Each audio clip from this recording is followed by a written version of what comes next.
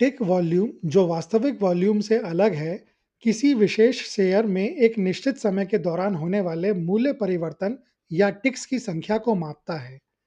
यह किसी शेयर की कीमत में कितनी बार बदलाव होता है, इसकी गिनती है, भले ही ट्रेड का आकार कुछ भी हो। वास्तविक वॉल्यूम के विपरीत, जो ट्रेड किए गए शेयरों की कुल संख्या को ट्रैक करता है, टिक वॉल्यूम बाजार की गतिविधि की आवृत्ति पर ध्यान केंद्रित करता है। यह इंडिकेटर विशेष रूप से फॉरेक्स जैसे बाजारों में उपयोगी है, जहां कोई केंद्रीय एक्सचेंज नहीं होता है और इसीलिए सटीक वास्तविक वॉल्यूम डेटा हमेशा उपलब्ध नहीं होता है। आमतौर पर अधिक टिक वॉल्यूम से बाजार में बढ़ती भागीदारी और गतिविधि का संकेत मिलता है, जो संभावित अस्थिरता का सुझाव देता है। इसके विपरीत कम टिक वॉल्यूम बाजार में कम रुचि और गति की कमी को दर्शाता है।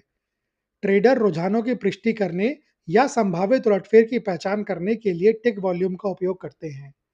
उदाहरण के लिए, यदि किसी स्टॉक की कीमत बढ़ रही है और उसकी टिक वॉल्यूम भी बढ़ रही है, तो यह मजबूत खरीदारी दबाव और एक विश्वसनीय अपट्रेंड का संकेत देता है। इसके विपरीत, यदि कीमतें नई ऊंचाइयों को छू रही हैं, लेकिन टिक वॉल्यूम घट रहा है, तो यह दर्शाता है कि रुझान कमजोर हो रहा है और जल्द ही उलटफेर हो सकता है।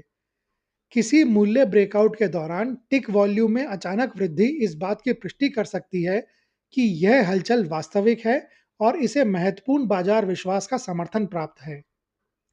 हालांकि टिक वॉल्यूम एक मूल्यवान उपकरण है, पर इसकी कुछ सीमाएं हैं।